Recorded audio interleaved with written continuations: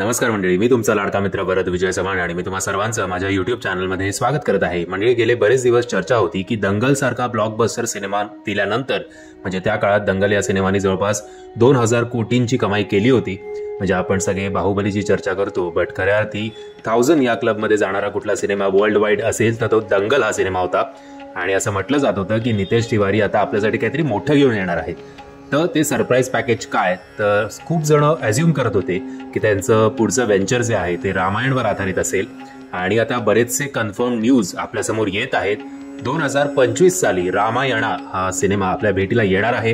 हा एक pan Indian cinema असेल, त्यामुळे नॉर्थ आणि साऊथ असं आगळं कॉम्बिनेशन तुम्हाला या सिनेमाच्या माध्यमातून बघायला मिळणार आहे. आतापर्यंत आपल्याकडे जी कन्फर्म आर्टिकल्सच्या माध्यमातून जे कन्फर्म कास्टिंग आपल्यासमोर आलेलं आहे ते मी तुमच्यासमोर आज प्रेझेंट करणार आहे की कोणता अभिनेता कुठली व्यक्तिरेखा साकारणार आहे ती.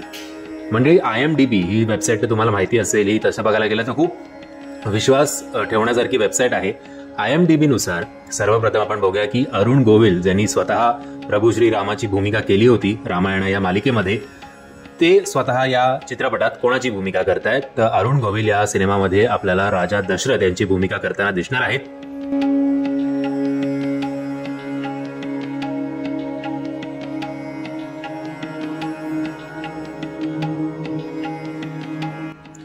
त्याचबरोबर तमिळ सुपरस्टार विजय सेतुपती आपल्याला विभीषण या भूमिकेत दिसणार आहेत.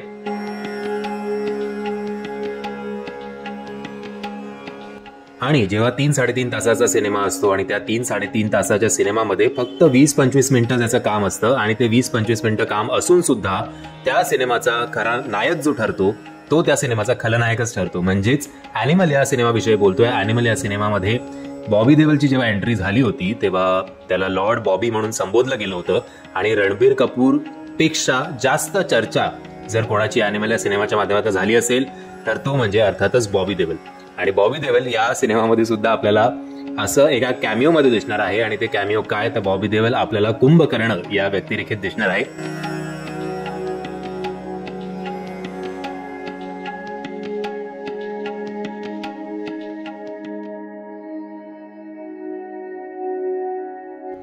आता कैकेयी ही व्यक्तिरेखा कोण साकारताय, तर लारा दत्ता आपल्याला कैकेयीच्या भूमिकेत दिसणार आहेत.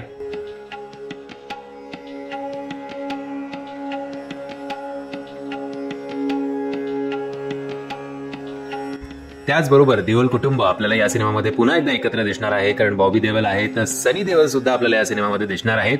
पण दोघं अपोजिट पार्टीज मध्ये असणार आहेत, कारण सनी देओल आपल्याला हनुमानजीच्या व्यक्तिरेखेत दिसणार आहेत.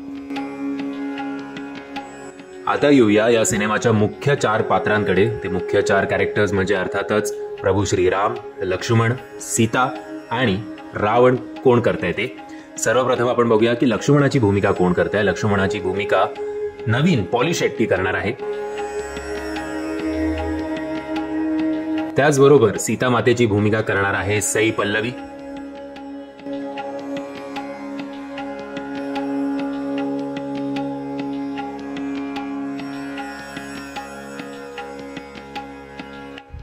रावणाच्या भूमिकेत आपल्याला दिसणार आहे आपला KGFचा सुपरस्टार रॉकी भाई म्हणजेच यश.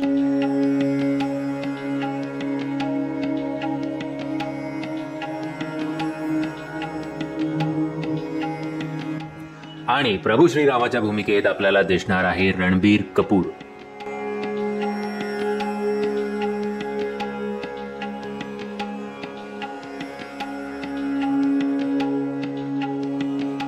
सो ही आतापर्यंत विविध माध्यमांथ्रू आपल्याला फायनल स्टारकास्ट या सिनेमाची काय आहे हे कळलेलं आहे. याच्या व्यतिरिक्त तुमच्याकडे काय माहिती असेल तर कृपया आम्हाला कमेंटच्या माध्यमातून कळवा. म्हणजे मी आशा करतो तुम्हाला हा व्हिडिओ आवडला असेल. जर तुम्हाला हा व्हिडिओ आवडला असेल तर प्लीज या व्हिडिओला लाईक, शेअर आणि चॅनलला सबस्क्राईब करायला विसरू नका. जय हिंद, जय महाराष्ट्र.